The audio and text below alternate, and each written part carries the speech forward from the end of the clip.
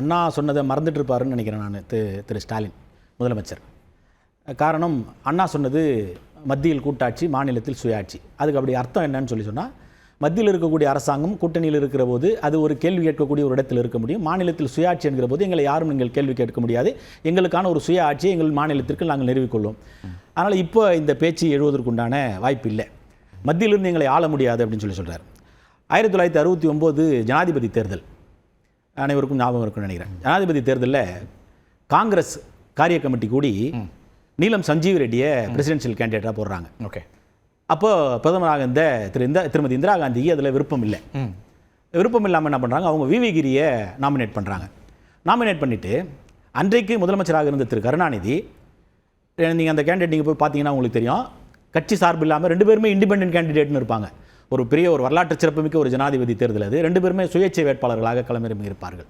அப்போ இந்திரா காந்தி நியமனம் செய்யணும் விவி கிரிக்கு அன்றைக்கு முதலமைச்சராக இருந்த திரு கருணாநிதி ஆதரவை தெரிவித்து அவரை வெற்றி பெற செய்கிறார். காங்கிரஸ் கூட்டணி.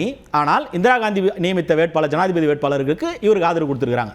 ஆனால் இவங்களுடைய இந்த கடந்த கால வரலாறுகளை பார்க்கும்போது வாயில் வடை சுடுறவங்க, அந்த முதலமைச்சர் சொல்கிற மாதிரி வாயில் வடை சுடுறவங்க இவங்க. பேச்சு ஒரு பக்கமாக இருக்கும், செயல் ஒரு பக்கமாக இருக்கும். அதே போல் கடந்த கால வரலாறுகளை இப்போ அப்போ இந்திரா காந்தி அவர்களும் திரு கருணாநிதி அவர்களும் கூட்டணியாக இருக்கிறாங்க. இந்திரா காந்தி அவர்கள் நிறுத்திய அல்லது கை காட்டிய வேட்பாளருக்கு ஆதரிச்சிருக்காரு அப்படி இல்லை. அதுதான் நான் நீங்கள் அதனால தான் நான் உங்களுக்கு நான் முதல்ல விளக்கமாக சொன்னேன். காங்கிரஸோட கூட்டணி, ஆனால் காங்கிரஸ் நிறுத்திய வேட்பாளருக்கு ஓட்டு கிடையாது, இந்திரா காந்தி நிறுத்திய வேட்பாளருக்கு ஓட்டு.